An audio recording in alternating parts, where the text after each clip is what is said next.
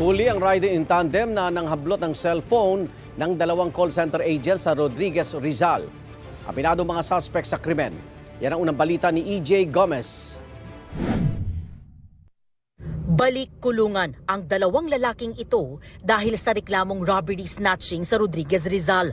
Ang mga suspect na riding in tandem ng biktima raw ng dalawang babaeng call center agent maghahating gabi noong Biyernes ayon sa pulisya. Kita sa CCTV ang mga 23 anyos na biktima sa gilid ng kalsada ng Barangay San Jose habang naghihintay ng kanilang masasakyan pa uwi.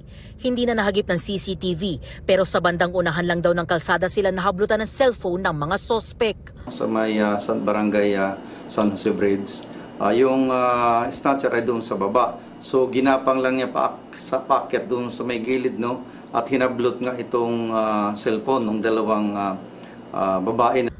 Kita ang paghabol ng mga biktima sa mga sospek. Nagsisisigaw din umano ang mga biktima na napansin ng ilang rider. Doon sa ating pangatlong CCTV, nagkataon naman na talagang umiikot yung ating kapulisan at nakasalubong nga nitong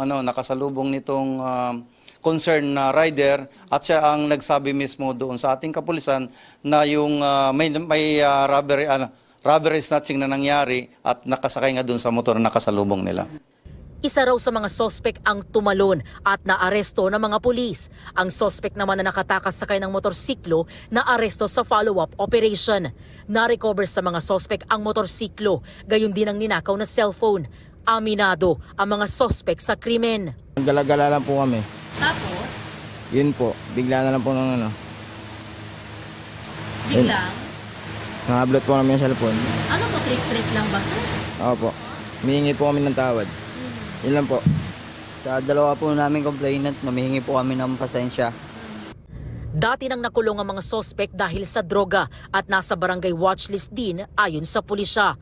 Sa Rodriguez Municipal Police Station Custodial Facility na kadetain ang mga sospek. Ito ang unang balita.